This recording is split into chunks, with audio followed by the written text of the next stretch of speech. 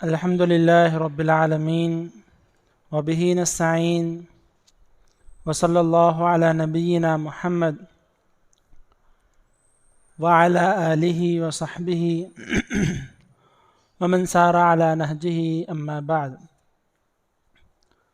قال اللہ تبارک وتعالی فی کلامہ المجید اعوذ باللہ من الشیطان الرجیم بسم اللہ الرحمن الرحیم اتل ما اوحی الیک من الکتاب واقم الصلاة ان الصلاة تنہی عن الفحشاء والمنکر ولذکر اللہ اکبر۔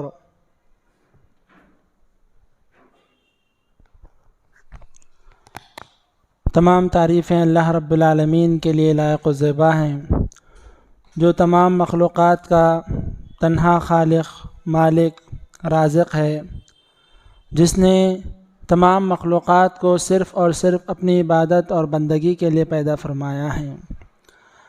اللہ کے تمام انبیاء پر درود و سلام ہو، خصوصاً جناب عربی سید المرسلین احمد مجتبیٰ محمد مصطفیٰ صلی اللہ علیہ وسلم کی ذات مبارکہ پر، کہ جن کی لائی ہوئی شریعت میرے اور آپ کے لیے صبح قیامت تک آنے والے ہر جن و انس کے لیے حصول جنت کا واحد ذریعہ ہے۔ اللہم صلی علی محمد وعلی آل محمد بارک وسلم۔ حاضرین گرامی، اللہ رب العالمین نے 21ویں پارے کے آغاز میں، ابتدا میں، اسٹارٹنگ میں ارشاد فرمایا کہ جو وحی کی جاتی ہے آپ کی طرف، اسے آپ پڑھیے اور نماز کو قائم کیجیے۔ یقیناً نماز منکر اور فحش چیزوں سے روکنے والی ہے، اور اللہ کا ذکر اس سے بڑھ کر ہے۔ حاضرین، عمومی طور پر یہ دیکھا جا رہا ہے کہ مصروف ترین زندگی میں، مشغول ترین زندگی میں، بیزی شیڈیول میں یہ ہوتا جا رہا ہے کہ جب کبھی بھی دینی مجالس، دینی محفلیں، دینی گفتگو ہو رہی ہے، اللہ اور رسول کی باتیں ہو رہی ہیں، تو لوگ یہ سمجھ رہے ہیں کہ اس سے زیادہ ضروری کام اور بھی ہیں، اس میں بیٹھنا اتنا کارآمد نہیں ہے یا اتنا فائدہ اس کا نہیں ہے جتنا دوسرے کاموں کے کرنے میں فائدہ ہے۔ اور یہ تناسب دیکھا جا رہا ہے کہ اللہ کے گھر میں جب دین کی بات ہوتی ہے تو اتنے لوگ نظر نہیں آتے ہیں جتنا اگر سڑکوں پر بھاشن ہو رہا ہے یا کوئی حکومتی آدمی، حکومتی کارندہ آ کر کچھ بول رہا ہے، یا کوئی آدمی آ کر اناج راشن تقسیم کر رہا ہے، تو اتنی لمبی لائنیں ہوتی ہیں، اتنے سارے لوگ نظر آتے ہیں۔ بات یہ ہے کہ لوگوں کو وہی چیز کامیاب نظر آتی ہے یا اچھی نظر آتی ہے جس کا فوراً ان کو نتیجہ نظر آئے۔ یہ نہیں سوچتے کہ اللہ نے اس کا نتیجہ رکھا ہے، آخرت میں کچھ ملنے والا ہے، یا دنیا میں اس کی وجہ سے کیا بھلائیاں آنے والی ہے، دینی مجلسوں میں بیٹھنے یا دینی مجلسوں میں شرکت کرنے سے کیا فائدہ ہونے والا ہے، دینی مجلسوں کی کیا فضیلت ہے، کیا برکت ہے، اس کی ہماری زندگی پر کیا رونق آئے گی، ہماری زندگیوں میں کیا تبدیلیاں آئیں گی، نہیں ہو رہا ہے۔ اور اگر کچھ دینی مجلسیں ہوتی بھی ہیں تو وہ ایسی مجلسیں نہیں ہوتی جہاں پر اللہ کی دعوت دی جاتی ہو، اس کے رسول کی دعوت دی جاتی ہو، بلکہ ایسا ہو جاتا ہے کہ کوئی اپنی پارٹی کی دعوت دے رہے ہیں، کوئی اپنے مسلک کی دعوت دے رہے ہیں، کوئی اپنے مذہب کی نہیں۔ آج میں آپ لوگوں کے سامنے کچھ ایسی باتیں بتانے والا ہوں جس سے ہمیں یہ معلوم ہوگا کہ دینی مجلسوں کی اہمیت کیا ہے، اللہ کی نگاہ میں کیا ہے، اللہ کے رسول کی نگاہ میں کیا ہے، اور صحابہ کی نظر میں کیا ہے، اور اللہ رب العالمین نے اس کو کتنی اہمیت دی ہے اور بتلایا ہے لوگوں کو کہ کتنی اہمیت اللہ کی نظر میں اس کی ہے۔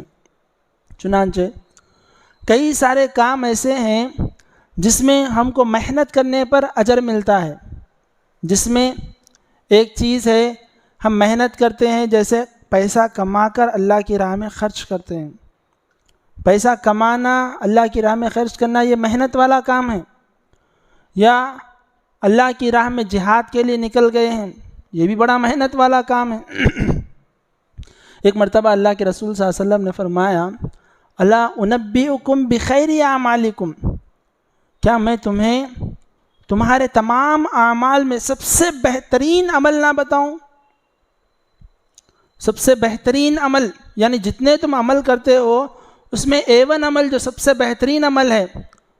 اس کے بعد میں اللہ کے رسول صلی اللہ علیہ وسلم نے فرمایا کہ ایسا بہترین عمل ہے کہ وہ اجر کے اعتبار سے سب سے زیادہ ہے، اور تزکیہ پاکیزگی کے اعتبار سے تمہارے مالک کے پاس، تمہارے رب کے پاس سب سے بہترین ہے، اور اتنا زیادہ اجر و ثواب ہے اس پر کہ تم اللہ کی راہ میں روپیہ، 10 روپیہ، 1000 روپے نہیں، سونا اللہ کی راہ میں خرچ کرو، چاندی، سونے کے سکے، چاندی اللہ کی راہ میں خرچ کر دو، وہ اجر نہیں ملے گا۔ اور حتیٰ کہ اللہ کے رسول نے یہاں تک کہا کہ تم لوگ نکل جاؤ اللہ کی راہ میں اور دشمنوں سے تم لوگ لڑ لو، فَتَضْرِبُوا أَعْنَاقَهُمْ، تو تم ان کی گردنیں اڑا رہے ہو، وَيَضْرِبُونَ أَعْنَاقَكُمْ، اور وہ تمہاری گردنیں اڑا رہے ہیں، یعنی تم اللہ کی راہ میں شہید ہو جا رہے ہو۔ مگر اتنا بڑا اجر نہیں، کس چیز کا اجر اس سے بھی بڑا ہے؟ جہاد سے زیادہ، انفاق فی سبیل اللہ سے زیادہ، اور بہت ساری بڑی بڑی عبادتوں سے زیادہ جس کا اجر و ثواب ہے۔ اللہ کے رسول صلی اللہ علیہ وسلم نے فرمایا یہ مجالس الذکر ہے، یہ ایسی مجلسیں ہیں جس میں اللہ کا ذکر ہوتا ہے، اللہ کو یاد کیا جاتا ہے، اللہ کے کلام کو سنایا جاتا ہے، سنا جاتا ہے، نبی صلی اللہ علیہ وسلم کی تعلیمات کو سنا جاتا ہے، پڑھا جاتا ہے، اس پر عمل کرنے کے لیے ابھارا جاتا ہے۔ یہ مجلسیں جہاد سے زیادہ افضل ہیں، یہ مجلسیں ہزاروں روپئے سونا چاندی خرچ کرنے سے زیادہ افضل ہے۔ سبحان اللہ۔ ایک حدیث میں اللہ کے رسول صلی اللہ علیہ وسلم نے اپنے صحابہ سے خطاب کرتے ہوئے فرمایا کہ اذا مررتم بریاض الجنہ فرتعوا، کہ تم جب جنت کے باغ سے گزرو، جنت کی کیاری سے گزرو، کیاری جنت کی کیاری باغ جو ہوتا ہے یعنی کئی طرح کے پھل ہیں، کئی طرح کے پھول ہیں، لذیذ مزیدار غذائیں ہیں، تو اللہ کے رسول صلی اللہ علیہ وسلم نے فرتعوا، پیٹ بھر کر اس کو کھاؤ، جتنا ہو سکے اس کو کھاؤ۔ صحابہ نے پوچھا اللہ کے رسول یہ ریاض الجنہ ہے کیا؟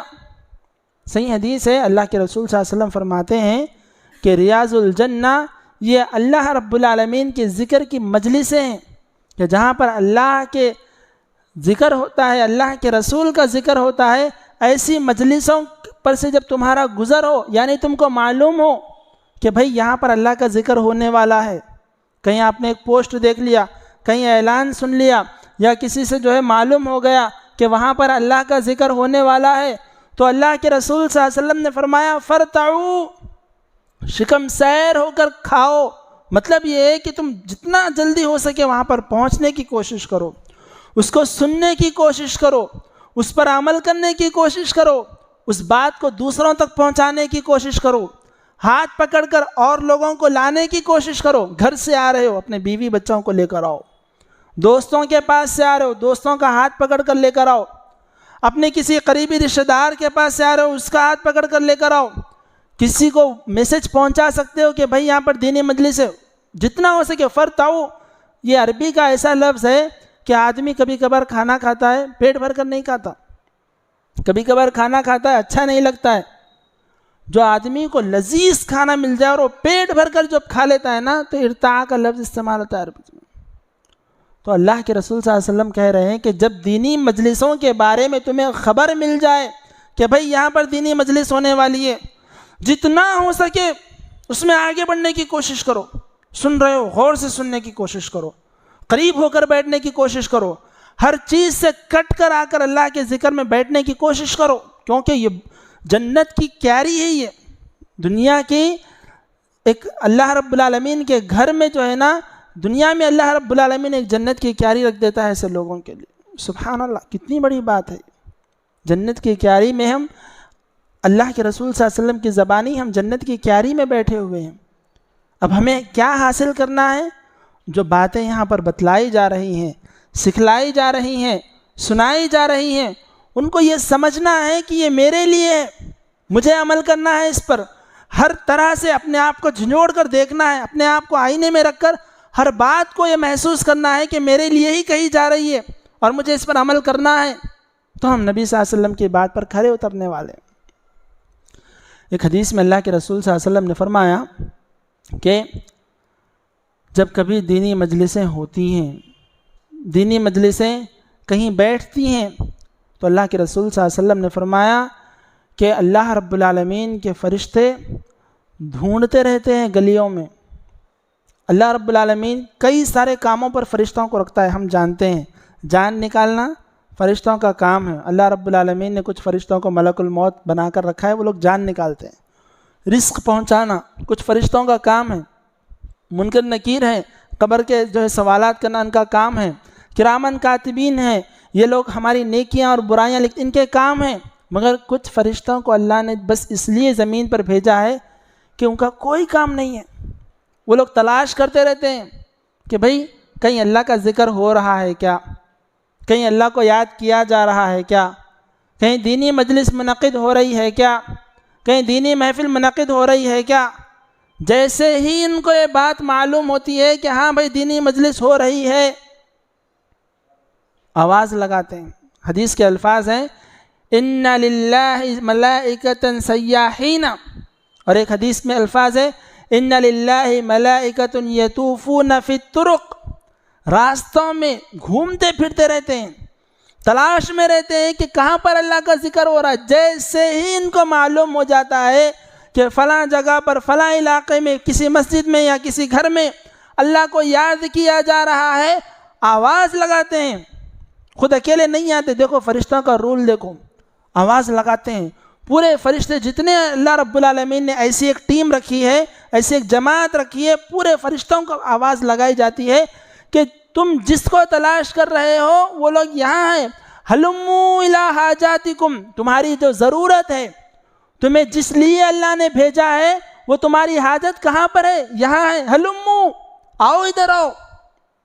تمام فرشتے آ جاتے ہیں. آ کر کیا کرتے ہیں؟ آ کر ایسی مجلسیں جہاں پر منعقد ہوتی ہیں ان لوگوں پر سکون نازل فرما دیتے ہیں. ایک دوسری چیز غشیتہم الرحمت، رب العالمین کی جانب سے رحمت نازل ہوتی ہے ان لوگوں پر.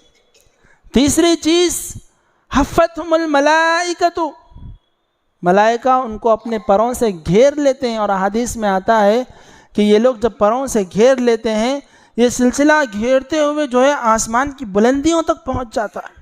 سبحان اللہ. آج انسان سکون حاصل کرنے کے لیے کیا نہیں کر رہا ہے؟ سکون حاصل کرنے کے لیے جو انسان کوششیں کرتا جا رہا ہے، کئی ساری کوششیں آپ خود دیکھیے. ہم سکون حاصل کرنے کے لیے کبھی سو جاتے ہیں، کبھی کہیں کھانے کے لیے چلے جاتے ہیں، کبھی کہیں گھومنے کے لیے چلے جاتے ہیں، کبھی کسی سے ملاقات کے لیے چلے جاتے ہیں. کئی سارے لوگ سکون حاصل کرنے کے لیے ڈاکٹرز کے پاس چلے جاتے ہیں. زندگی میں سکون نہیں ہوتا، ٹیبلٹس کھانے لگ جاتے ہیں، خودکشیاں کر لیتے ہیں. ہزاروں کروڑوں روپے رکھنے والے لوگ زندگی میں سکون نہ ہونے کے سبب خودکشیاں کر لیتے ہیں.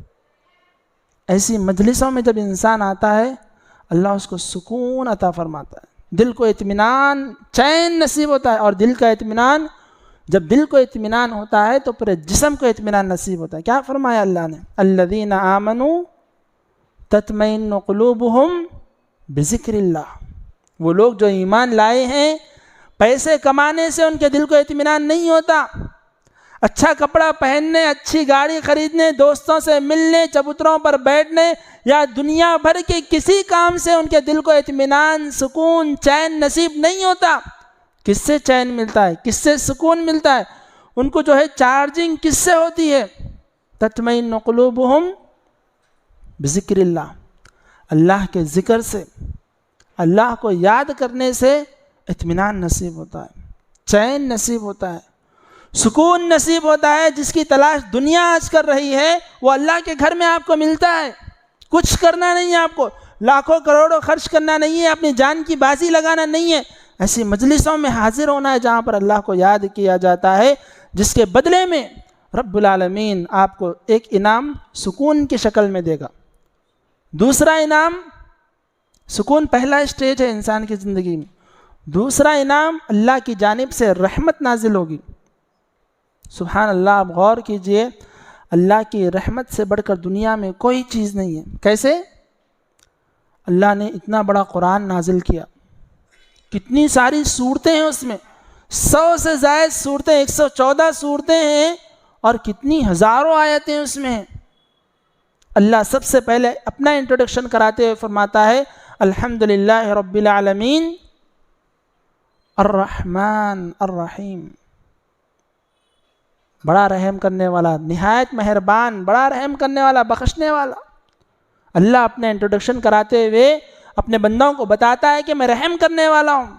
بہت بڑی اللہ رب العالمین کی صفت ہے، اور یہ صفت اللہ رب العالمین ان بندوں کو دینے والا ہے جن کو کچھ کرنا نہیں ہے، اللہ کے ذکر کی مجلسوں میں حاضر ہونا ہے.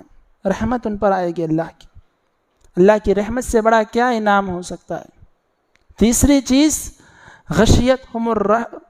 حفتہم الملائکۃ. ملائکہ ان لوگوں کو گھیر لیتے ہیں. اسی لیے عمومی طور پر جب بھی ایسی مجلسیں ہوتی ہیں، بارہا یہ کہا جاتا ہے کہ جتنا ہو سکے مجلس کے قریب رہیں، تاکہ جب فرشتے پروں میں ڈھانپ لیں تو آپ ان کے پروں کے درمیان میں آ جائیں. اگر آپ کہیں الگ بیٹھیں گے تو آپ اس سے دور ہوتے چلے جائیں گے. کوشش یہ ہونی چاہیے کہ جتنا ہو سکے مجلس کے درمیان میں رہیں. چوتھی چیز جو بتائی گئی ہے وَذَكَرَهُمُ اللَّهُ فِي مَنْ عِنْدَهُ. چوتھی چیز بتائی ہے کہ جب اللہ کے بندے اللہ کو یاد کرتے ہیں، اللہ رب العالمین ان کو یاد کرتا ہے. سبحان اللہ. آج اگر کوئی آدمی ہمارا ذکر کرے، ہماری تعریف کرے، ہمیں بہت زیادہ خوشی ہوتی، ہونی بھی چاہیے، انسانی فطرت ہے. عام آدمی سے ہٹ کر کوئی بڑا آدمی ہمارا ذکر کر دے، بھائی فلاں آدمی آپ کے بارے میں کہہ رہے تھے، بہت آپ کی تعریف کر رہے تھے. خالق کائنات، مالک ارض و سماوات، رب العالمین، رحمت للعالمین، رب العالمین کی ذات مبارکہ ہمارا، ہم جیسے لوگوں کا جب ذکر کر رہی ہے، کس بات پر، کیا کرنا ہے ہمیں؟ اللہ کی مجلسوں میں حاضر ہونا. ایک حدیث قدسی میں آتا ہے کہ رب العالمین فرماتا ہے انا عند ظن عبدی بی. بخاری کی حدیث ہے کہ میرا بندہ مجھ سے جیسی امید رکھتا ہے، جیسے اس کے ایکسپیکٹیشن ہوتے ہیں، اللہ ویسا ہی اس کے ساتھ کرتا ہے. آپ اللہ کو رحیم سمجھیں، اللہ آپ پر رحم کرے گا. اللہ کو کریم سمجھیں، اللہ آپ کو عزت دے گا. رزاق سمجھے، اللہ آپ کو رزق دے گا. رؤوف سمجھے، اللہ آپ پر مہربانیاں بخشا دے گا. غفور سمجھے، اللہ آپ کو معاف کر دے گا.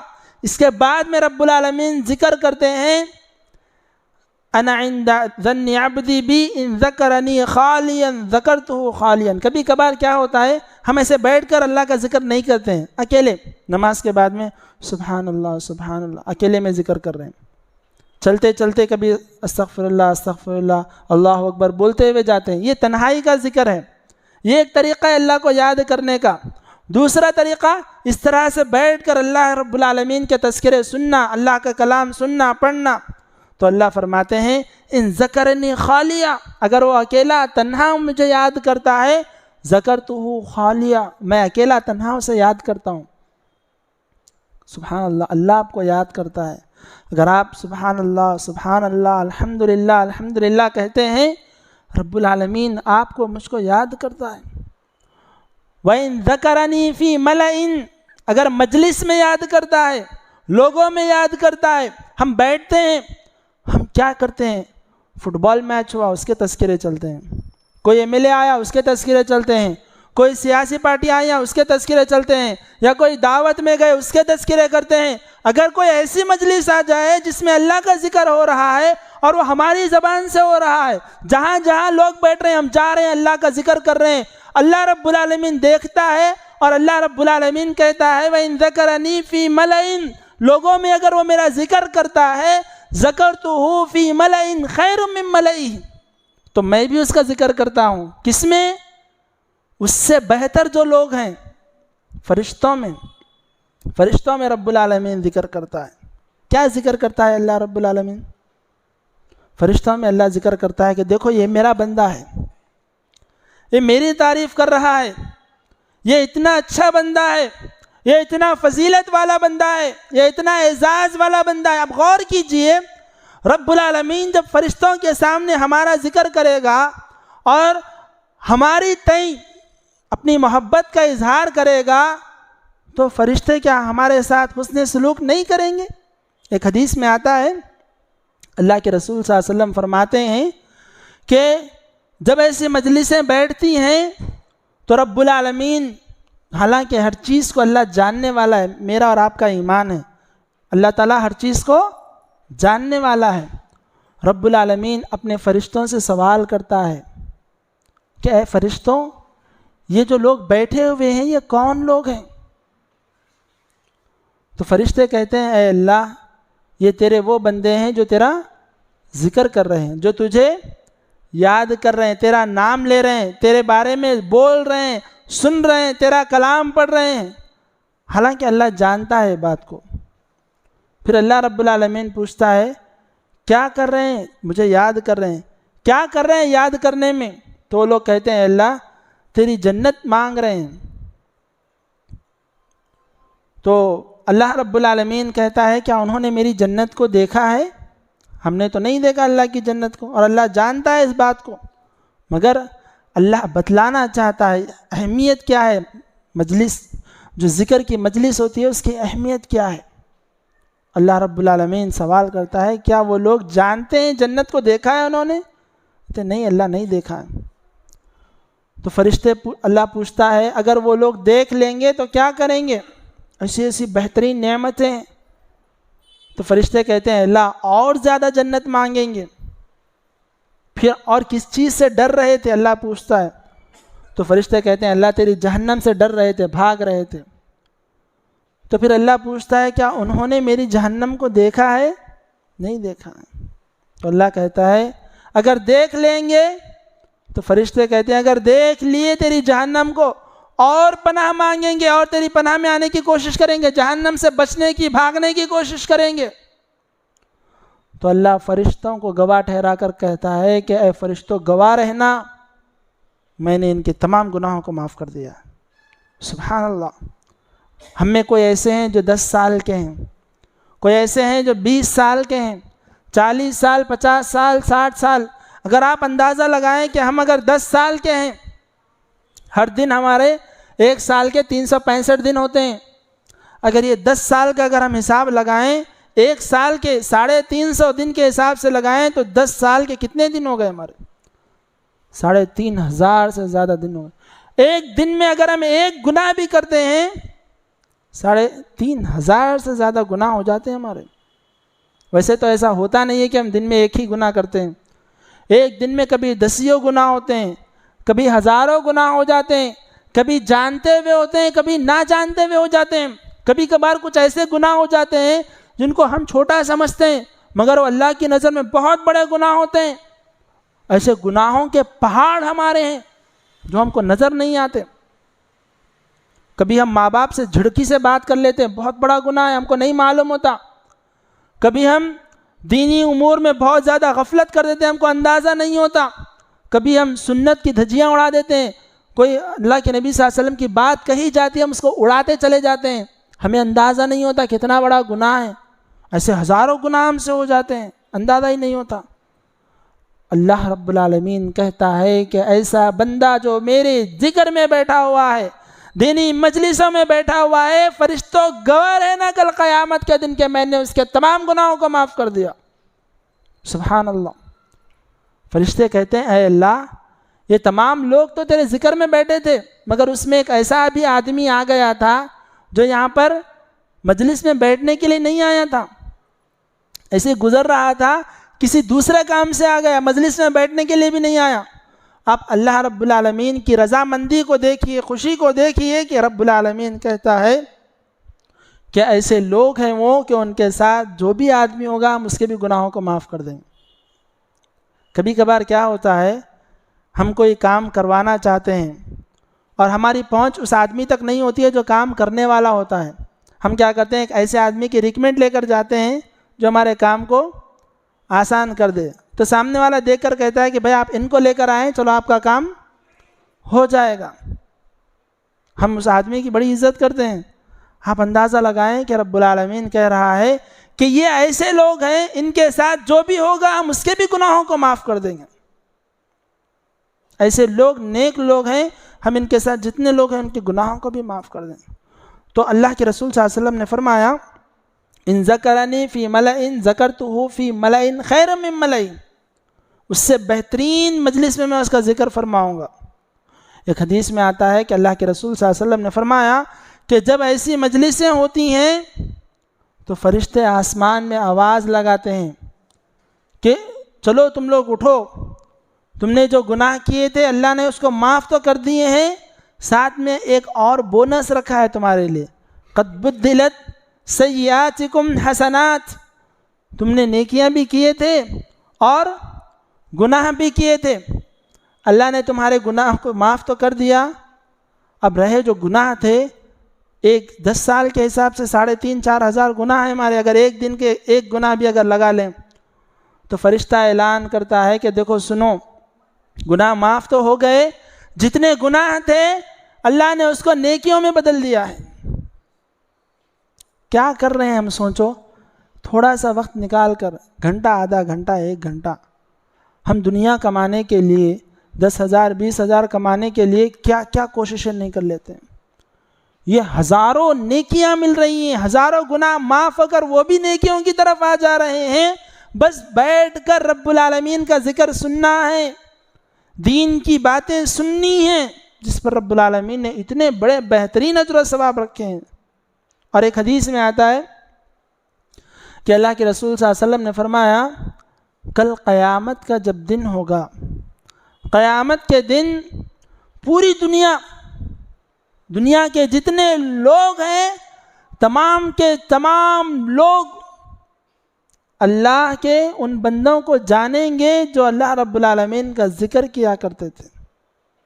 یعنی دنیا میں کتنے لوگ ہوں گے، کوئی کاؤنٹنگ ہے اس کی؟ کوئی گن سکتا ہے؟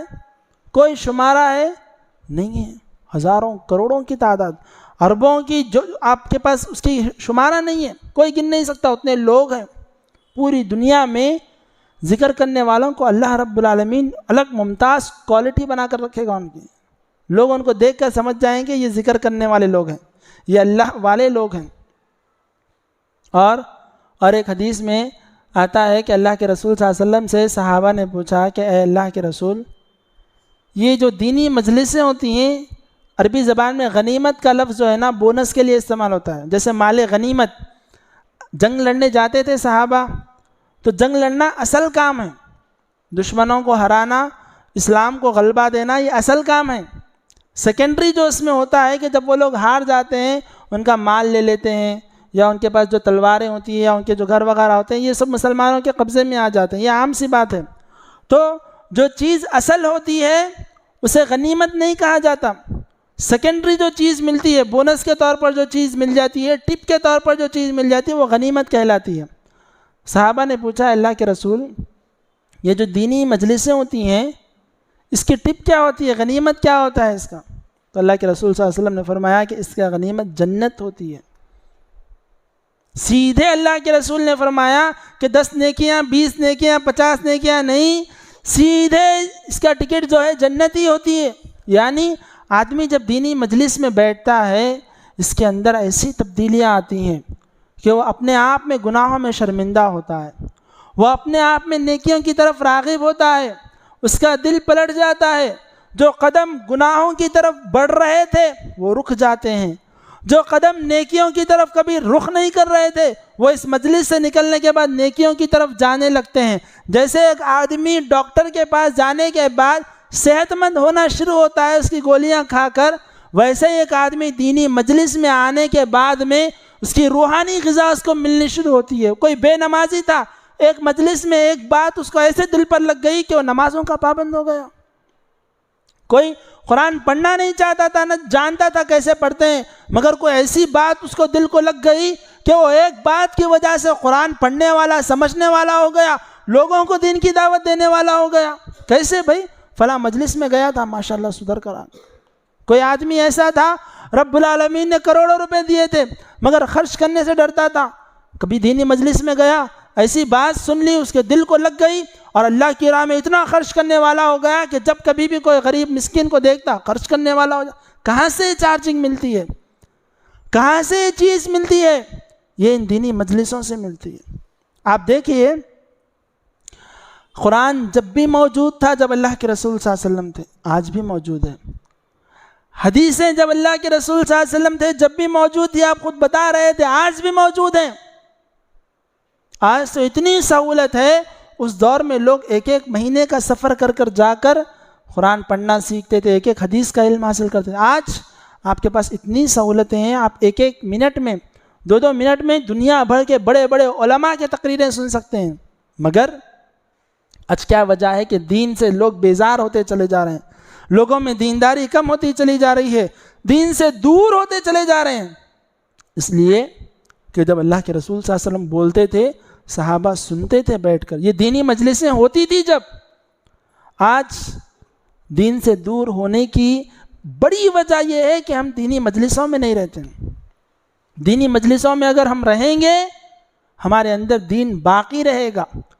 آج ایک بڑی سی آگ بھی اگر لگا دی جائے آہستہ آہستہ آہستہ وہ بجھ جاتی ہے، اگر اس کو پھر کچھ اس کو نہ دیا جائے، اس کو چارج نہ کیا جائے، تو ہمارا دین، ہمارا ایمان بھی ویسے ہی ہے۔ ہمارا موبائل بغیر چارجنگ کے کب تک رہے گا؟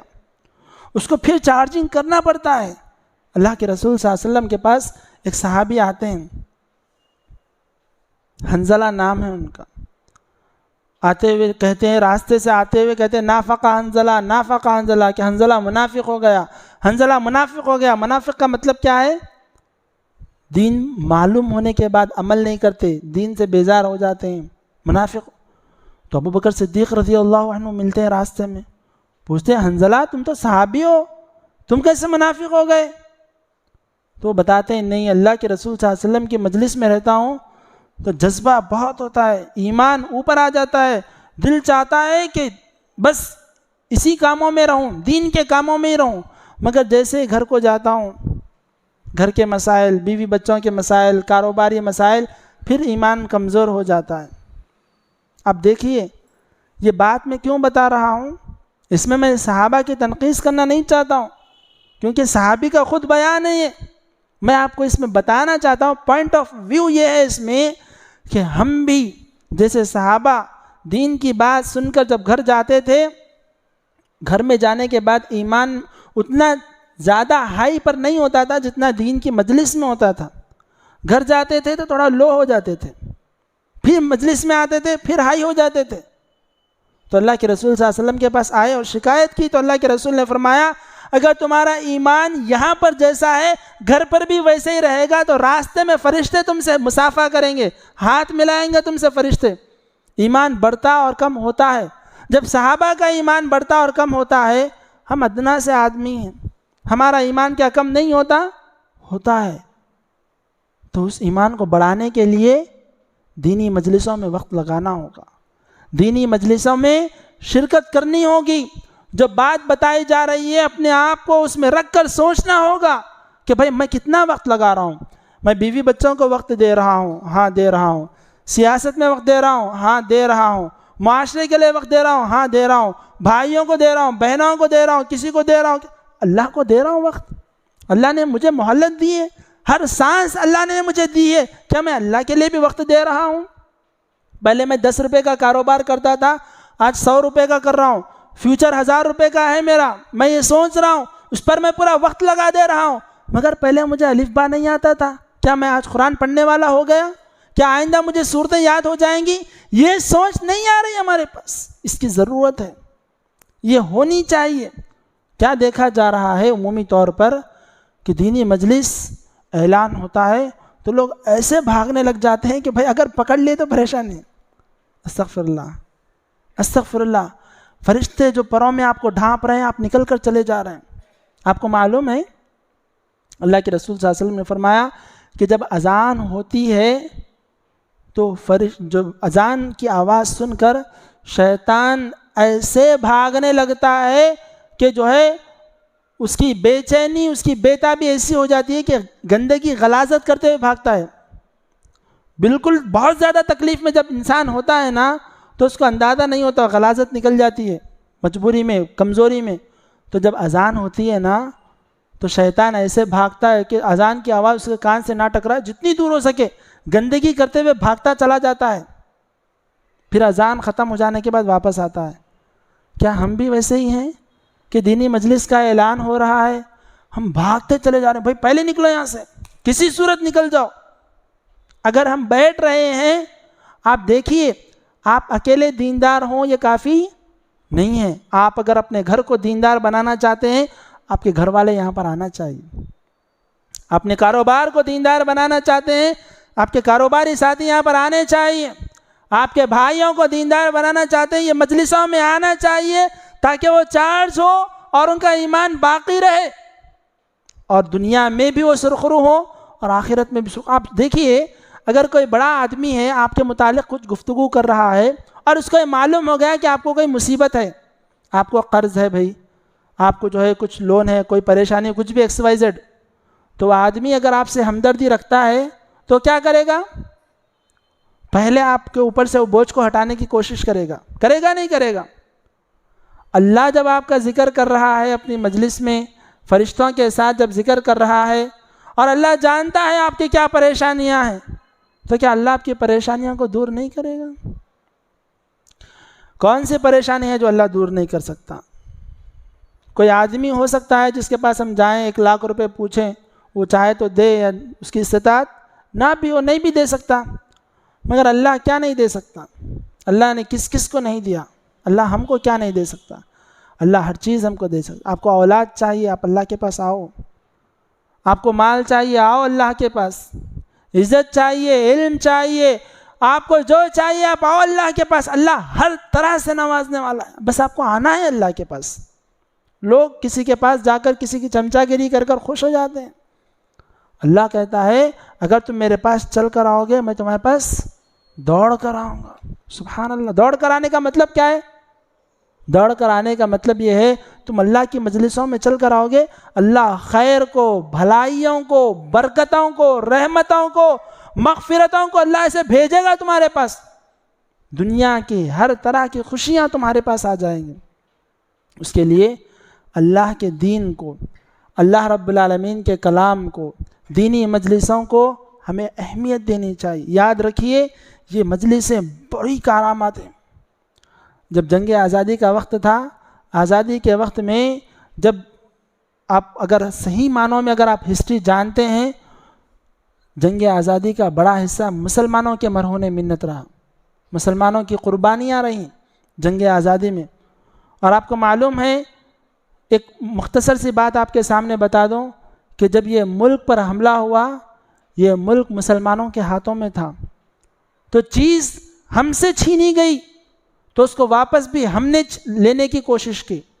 کئی علماء آگے بڑھ کر سولیوں پر چڑھ گئے، 2-4 نام آپ کے سامنے ذکر کیے بھی جاتے ہوں گے، مگر کبھی آپ جائیے انڈیا گیٹ پر دیکھیے، صحیح جو تاریخ بتانے والے ان سے دیکھیے، ہزاروں لاکھوں علماء نے اپنی قربانیاں دے کر اس ملک کو پھر واپس حاصل کیا۔ اس وقت میں انگریزوں نے بیٹھ کر یہ مشورہ کیا کہ کیا وجہ ہے جس کی وجہ سے جو ہے اتنا مارنے کے باوجود، ٹکڑے کر دینے کے باوجود بھی یہ لوگ واپس آ جاتے ہیں۔ تو ان لوگوں نے یہ نتیجہ نکالا، یہ انالائز کیا کہ جب تک ان کے پاس دو چیزیں ہیں ان کو کوئی بھی جو ہے نا ہرا نہیں سکتا، ایک اللہ کا کلام اور دوسرا یہ جمعہ کے خطبات، جمعہ میں جمع ہوتے ہیں، خطیب ان کو چارج کرتا ہے، ایسے چارج ہو جاتے ہیں پھر ہفتہ بھر جو ہے اللہ کی راہ میں تیار ہو جاتے ہیں۔ جو اللہ کے علاوہ کسی سے نہیں ڈرتے وہ ہم سے کیا ڈریں گے، نکل جاتے ہیں لڑنے کے لیے اور اللہ کی راہ میں شہید ہو جاتے ہیں۔ آج ہمارے پاس یہ بھی ایک کمزوری آتی جا رہی ہے کہ جمعہ کا خطبہ جب ختم ہونے والا ہوتا ہے جب مسجد میں ہم آنا چاہتے ہیں، حالانکہ جمعہ کا خطبہ جب شروع ہوتا ہے فرشتے دفتر کلوز کر کر آ کر بیٹھ جاتے ہیں، ہم کب آتے ہیں جب جمعہ کا خطبہ ختم ہو جاتا ہے۔ ہاں یہ ہماری غلطی ہے کہ ہم جمعہ کا خطبہ اتنا لمبا رکھ دیتے ہیں کہ آدمی بیٹھ کر سننا نہیں چاہتا، اکتا جاتا ہے۔ آج کا دور ایسا دور ہے کہ کوئی آدمی 5 منٹ کسی کی بات نہیں سننا چاہتا۔ اب خطیب صاحب آدھا گھنٹہ، پون گھنٹہ، کبھی کبھار 1 گھنٹہ بھی خطبہ دیں گے تو کوئی بھی آدمی بور ہو جائے، کوئی سو جاتے ہیں، کوئی بیٹھ کر گفتگو کرتے رہتے ہیں، کوئی اپنے موبائل میں مصروف ہو جاتے ہیں۔ اللہ کے رسول صلی اللہ علیہ وسلم نے فرمایا خطبہ مختصر ہونا چاہیے۔ خطیب کے عالم ہونے کی علامت ہے کہ اس کا خطبہ مختصر ہوگا۔ کس نے کہا ہے؟ نبی صلی اللہ علیہ وسلم نے فرمایا۔ تو ہمیں یہ کوشش کرنی چاہیے کہ خطبہ مختصر ہو، اور ہم تمام کو یہ کوشش کرنی چاہیے کہ خطبہ جیسے شروع ہم آ جائیں۔ خطیب صاحب دیواروں سے خطاب نہیں کریں گے، یا مولوی صاحب جو آتے ہیں پروگرام کے لیے دیواروں سے نہیں، ہم سے خطاب کرنے، ہماری اصلاح کے لیے، ہمیں سدھارنے کے لیے، ہمیں نیک بنانے کے لیے آتے ہیں۔ تو ہمیں کوشش کرنی چاہیے کہ ہم جتنا ہو سکے ایسی مجلسوں میں خود بھی شریک ہو پابندی سے، اور اپنے گھر بار، اہل و عیال سب کو اس میں جو ہے شریک کرنے کی کوشش کریں۔ میں اللہ سے دعا کرتا ہوں کہ بار الہ ہماری عبادتوں کو قبول فرمائے اور ہمیں دینی مجلسوں میں جہاں تک ہو سکے شرکت کرنے کی توفیق عطا فرمائے، ہمارے گناہوں کو معاف فرمائے، ہماری نیکیوں کو قبول فرمائے۔ آمین۔ وآخر دعوانا الحمدللہ رب العالمین۔